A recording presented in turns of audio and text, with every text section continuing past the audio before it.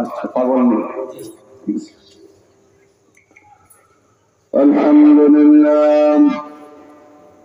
আলহামদুলিল্লাহ নাহমাদুহু ওয়া নাস্তাঈনুহু ওয়া নাস্তাগফিরুহ ওয়া নাউযু বিল্লাহি মিন শুরুরি আনফুসিনা ওয়া মিন সাইয়্যাতি আ'মালিনা। من يهده الله فلا مضل له ومن يضلل فلا هادي له ونشهد أن لا إله إلا الله ونشهد أن لا إله إلا الله وحده لا شريك له ونشهد أن سيدنا ونبينا وشفيعنا وحبيبنا وأولانا ومولانا محمدا عبده ورسوله أرسله بالحق بشيرا ونذيرا وداعيا إلى الله بإذنه وسراجا منيرا. أما بعد فقد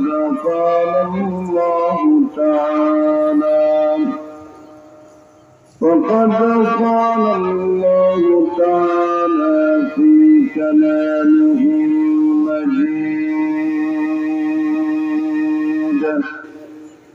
وفي فرقانه الحميد. আমার সাথে বলুন أعوذ بالله من الشيطان الرجيم. بسم الله الرحمن الرحيم. إن الذين قالوا ربنا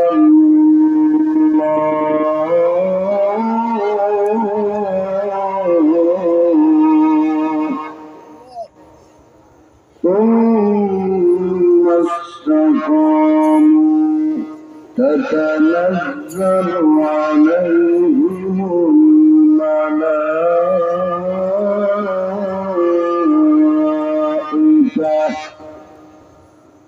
ألا تخافوا ولا تحزنوا وأبشروا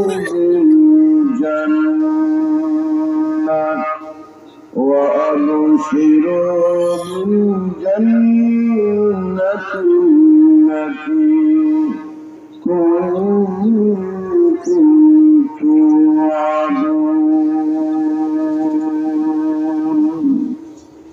وقال رسول الله صلى الله عليه وسلم خيركم من تعلم القرآن وعلمه إن الله وملائكته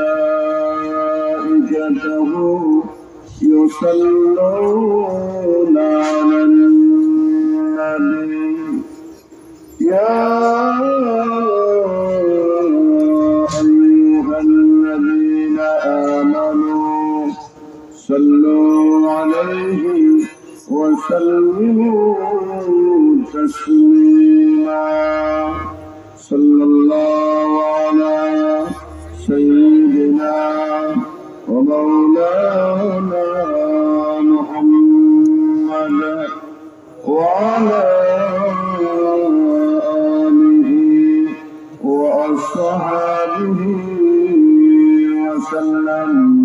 محبت شهید قرآن صلی اللہ علیہ سیدنا ومولانا محمد وعلى آله وصحبه وسلم بلغ العلا بكماله كشف الدجى بجماله حسنت جميع خصاله صلوا عليه وآله لا إله إلا الله لا إله إلا الله لا إله إلا الله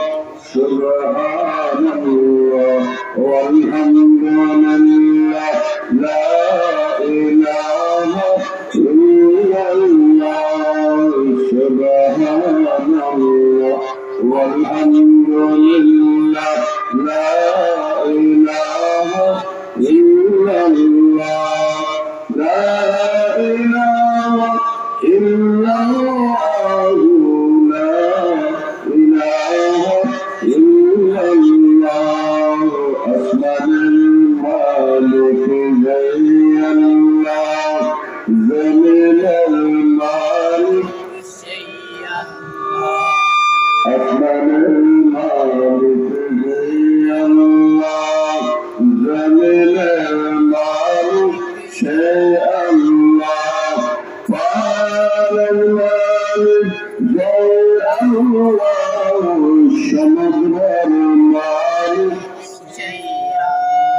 قل لا إله إلا الله لا إله إلا الله سبحان الله سبحان الله الحمد لله لا إله إلا الله سبحان الله والحمد لله لا إله إلا الله لا إله إلا الله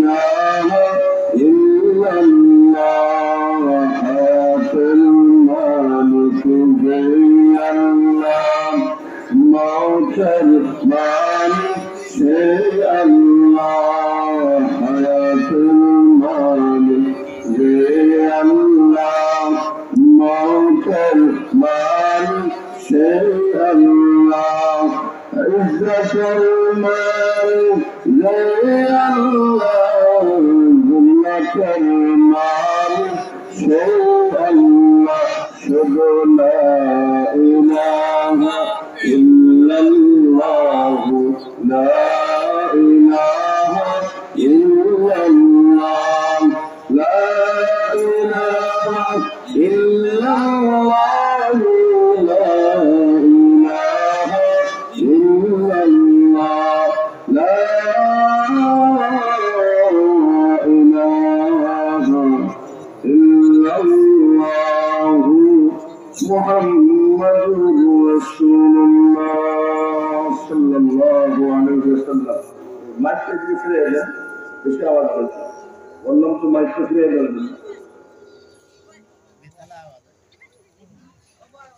মাইক থেকে ফিরে এলেন ভাই ওইদিকে বেশি আওয়াজ আছে মাইক থেকে ফিরে এসেছে ঠিক আছে ঠিক আছে চলবে নোয়াগাঁও কাজরিয়া হান্নান ফিরোজা কওমি মাদ্রাসা কর্তৃক আয়োজিত আজকের বার্ষিক ওয়াজ মাহফিলের চলমান অধিবেশনের শ্রদ্ধাভাজন সভাপতি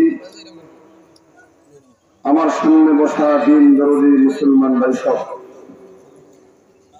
আল্লাহর দরবারে শুকর আদায় করি যিনি আমাদেরকে সুস্থতা দান করেছেন, দৌলতি ঈমান দিয়েছেন, কোরআনের মতো কিতাব দিয়েছেন, বিশ্ব নবীর মতো রহমতের নবী আল্লাহ আমাদেরকে দান করেছেন। অন্তর থেকে চিৎকার করে উচ্চ আওয়াজে আমরা শুকর আদায় করছি আলহামদুলিল্লাহ। আলোচনা তেমন লম্বা হবে না, একেবারে কমও হবে না। আমার কথা হলো, যত সময় পর্যন্ত আলোচনা চলবে আপনারা সকলেই বসবেন তো ইনশাআল্লাহ। আপনারা যারা আছেন, আপনারা যদি মনোযোগ সহকারে আমার আলোচনা শুনেন, ইনশাআল্লাহ এইটুকু মানুষই যথেষ্ট। আর যদি পরবর্তীতে আল্লাহর হুকুম হয়, আল্লাহর দয়া হয়, কোন বান্দাকে আল্লাহর জান্নাতি মাহফিলে বসাতে করতেন, হয়তো কেউ আসতে পারেন। দাওয়াত হয়েছে, আলান হয়েছে, পুস্টানিং হয়েছে, আমি বলেছি আসার জন্য। যারা আসবেন তারা ভাগ্যবান, যারা আসবেন তারা সৌভাগ্যবান। 1 নম্বর হলো তারা জান্নাতের বাগানে বসবে। 2 নম্বর হলো মাহফিল শেষ হয়ে গেলে আল্লাহ তাদেরকে মাফ করে দিবে। 3 নম্বর হলো আল্লাহ তার উপরে খুশি হয়ে যাবে। আল্লাহ আমাদেরকে মাফ করে দেন, এটা আমরা চাই কিনা? আল্লাহ আমাদের উপর খুশি থাকেন, এটা আমরা চাই কিনা? আমরা সকলেই চাই। কারণ এই জাতীয় মাহফিলে বসলে নবীজি বলেছেন, দ্বীনের কথা যারা বলবে, দ্বীনের কথা যারা শুনবে, প্রত্যেকটা কথার বদলা 1 বৎসর নফল ইবাদতের সওয়াব দান করা হবে। সুবহানাল্লাহ। এই জন্য শয়তান ধোঁকা দেয়, কিছু মানুষকে ওয়াজে আসতে দেয় না, কিছু মানুষকে ওয়াজে আসতে দেয় না। তারা আবার ফতুয়া জানা আছে। আমাদের সমাজে মুক্তির অভাব নেই, কথা বলছি ঠিক। হুজুর ওয়াজে গিয়ে লাভ নাই, কি কর ওয়াজে গিয়া? আচ্ছা, ওয়াজে গিয়ে লাভ নাই, এই কথাটা সত্য না মিথ্যা? জোরে বলেন। মিথ্যা। ওয়াজে গিয়া লাভ নাই এই কথাটা যারা বলে, তারা বিবেকমান মানুষ না বিবেকহীন মানুষ? বিবেকহীন মানুষ। আপনি আল্লাহর দরবারে আসবেন, আল্লাহর গুণগান গাইবেন, আল্লাহ কি কিছু দিবেন না? আল্লাহ কি আমাদের মতো বখি? কথা বলেন। আল্লাহ দিবেন কিনা? আল্লাহ কি দিবেন? নবীজি সেজদায় পড়ে আছেন, দীর্ঘক্ষণ যাবৎ সেজদা করলেন, মাথা তুলছেন না। আল্লাহ নবী সাহাবী জিজ্ঞাসা করলেন, ইয়া রাসূলুল্লাহ, দীর্ঘ সময় সেজদা কেন করলেন? আপনি তো নিষ্পাপ, মাসুম, আপনার কোনো গুনাহ নাই। সমস্ত নবী রাসূলরা নিষ্পাপ, মাসুম, গুনাহ করেন নাই, গুনার কল্পনা করেন নাই। চিল্লায়ে বলেন সুবহানাল্লাহ। ও আল্লাহর হাবিব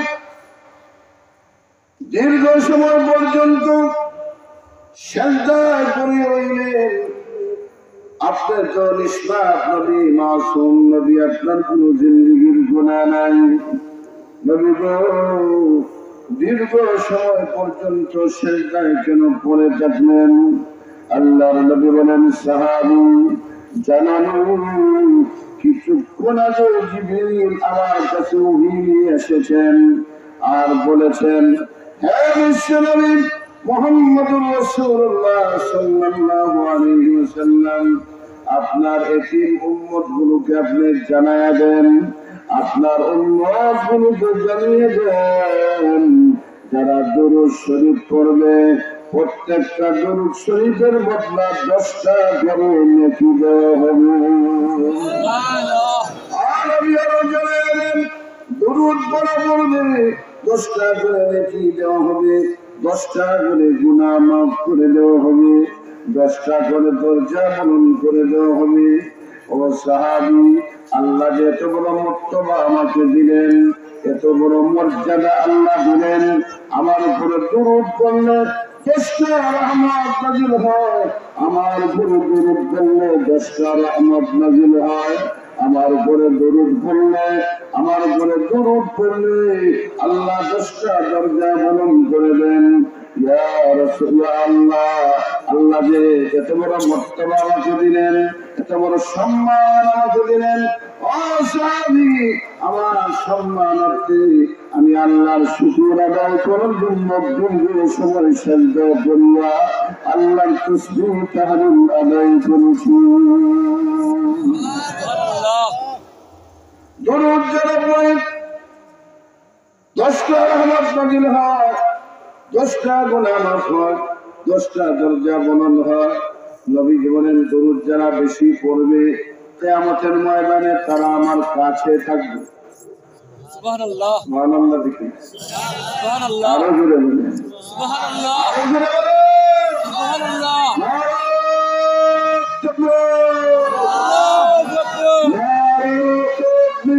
আল্লাহু আকবার, আল্লাহু আকবার, আল্লাহু আকবার, ফিলিস্তিন জিন্দাবাদ, জিন্দাবাদ, রাশিদ ওয়াজ মাহদির। দুরূদ পড়লে সওয়াব হয়, 10টা রহমত নাযিল হয়, 10টা গুনাহ মাফ হয়, 10টা দরজা বুলন্দ হয়। আর কিয়ামতের ময়দানে রাসূলুল্লাহর কাছে তাকে রাসূলুল্লাহ তাদেরকে শাফাআত করে। সুবহানাল্লাহ। দরুদ যারা বেশি পড়বে, নবীর মুহাব্বত ভালোবাসা নিয়ে দরুদ যারা বেশি পড়বে, আল্লাহর নবী বলেছেন ওই মানুষটা সম্ভাবনা আছে আমি রাসূলকে স্বপ্নে যদি দেখবে। সুবহানাল্লাহ। আল্লাহর নবী বলেন আমার চেহারা কেউ আমার চেহারা সুরত শয়তান দেখতে পারে না, আমি নবী মুহাম্মদুর রাসূলুল্লাহর চেহারার সুরত শয়তান ধরতে পারে না। কেউ যদি আমাকে দেখে সে যেন নিশ্চয়ই আমাকে দেখলো। আর কোন উম্মত যদি আমাকে স্বপ্নে যদি একবার দেখে আল্লাহর কসম তার জন্য জাহান্নামের আগুন হারাম হয়ে যায়।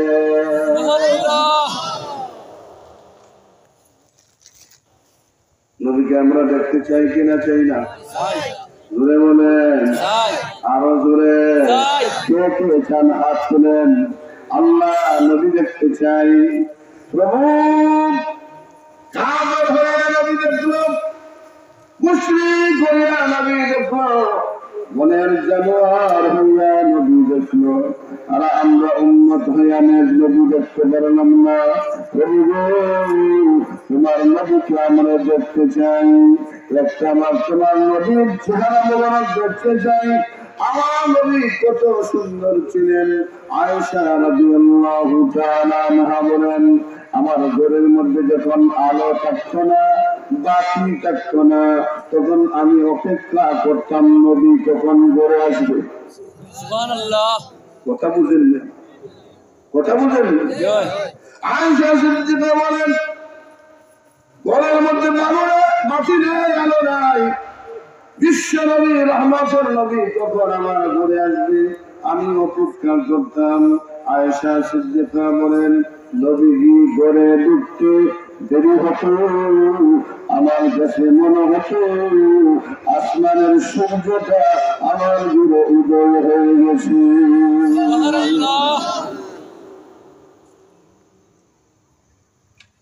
আয়েশা সিদ্দিকা রাদিয়াল্লাহু তাআলা আনহা বলেন বিশ্বনবী মুহাম্মদুর রাসূলুল্লাহ সাল্লাল্লাহু আলাইহি ওয়াসাল্লামের চেহারা বড় সুন্দর ছিল।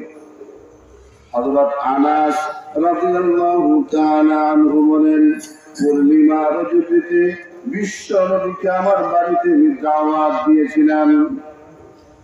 হযরত আনাস রাদিয়াল্লাহু তাআলা আনহু বলেন পূর্ণিমা রজনীতে বিশ্বনবীকে আমার বাড়িতে দাওয়াত দিলাম। নবীজি আমার বাড়িতে খেতে বসলেন।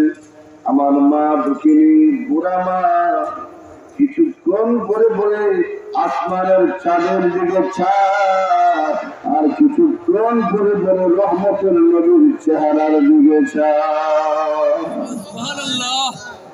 আমি আনাস মাকে ডাক দিয়ে বললাম মা, ও আসমানের চাঁদ তুমি কি দেখছো গো মা? আর নবীর চেহারা কি দেখছো গো মা?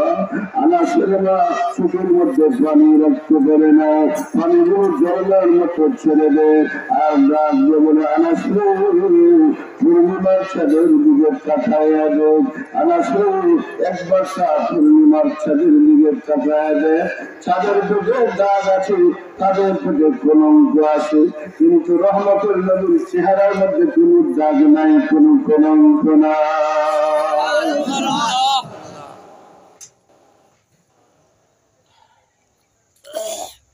নবীর উপর দরুদ বেশি পড়বেন, আল্লাহর জিকির বেশি করবেন। নবীজি বলেছেন যার অন্তরে জিকির তার অন্তর জিন্দা, যার জিকির নাই তার অন্তর মুর্দা। জিকির যে বেশি করে কলবের মধ্যে আল্লাহর মারিফত হাসিল হয়, আল্লাহর সান্নিধ্য লাভ হয়। নবীজি বলেছেন জিকির করতে করতে জিহ্বাকে তরুতাজা রাখো। আল্লাহ নবী বলেন জিকির করতে করতে জিহ্বাকে যারা তরুতাজা রাখবে কিয়ামতের কঠিন মুসিবতে হাসতে হাসতে আল্লাহর জান্নাতে চলে যাবে। কিয়ামতের ময়দানে মানুষ হাসবে না কাঁদবে? নবীরা পর্যন্ত ইয়া রাব্বি নাফসি ইয়া রাব্বি নাফসি বলবে, সকল উম্মতরা ইয়া রাব্বি নাফসি বলবে, আমাকে বাঁচাও, আমাকে বাঁচাও। মা সন্তানকে চিনবে না, সন্তান মাকে চিনবে না, স্বামী তার স্ত্রীর কথা ভুলে যাবে, স্ত্রী তার স্বামীর কথা ভুলে যাবে, নবীগুলো উম্মতের কথা ভুলে যাবে, পীর গুরুদের কথা ভুলে যাবে। এই মানুষ আস্তে আস্তে জান্নাতে যাওয়া সহজ বিষয় না, কঠিন বিষয়। নবীজি বলেন জিকির করতে করতে জিহ্বাকে তরুতাজা যারা রাখবে কিয়ামতের কঠিন মুসিবতের দিন হাসতে হাসতে আল্লাহর জান্নাতে চলে যাবে। সুবহানাল্লাহ, লা ইলাহা ইল্লাল্লাহ, সুবহানাল্লাহ, ওয়ালহামদুলিল্লাহ, লা ইলাহা ইল্লাল্লাহ,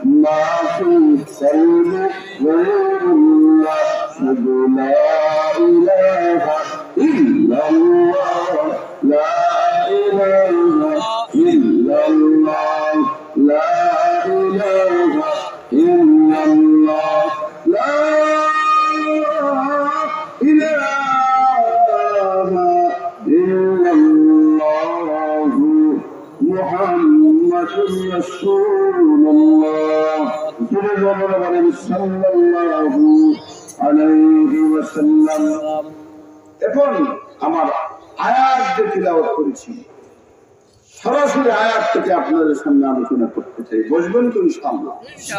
আলোচনা চলবে না বন্ধ হবে? কথা বলেন চলবে না বন্ধ হবে? আল্লাহ বলেন ইন্নাল্লাযীনা ক্বালু রাব্বুনা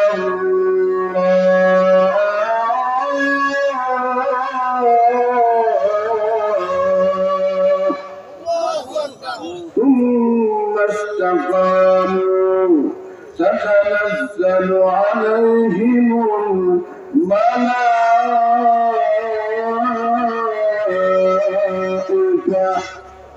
ألا تخافوا ولا تحزنوا وأبشروا بالجنة التي كنتم توعدون। আল্লাহ বলেন যারা বলবে আমার রব আল্লাহ, মুখ দিয়ে বলবে না, শুধু মুখ দিয়ে বলবে, অন্তর দিয়ে বিশ্বাস স্থাপন করবে আর বলবে আমার রব আল্লাহ। জুড়ে বলেন আল্লাহ। আমাদের রবকে আল্লাহ। আরো জুড়ে আল্লাহ। যারা বলবে আমাদের রব আল্লাহ সুম্মা ইসতাকামু, এবং তার মধ্যে ইস্তিকামত থাকবে।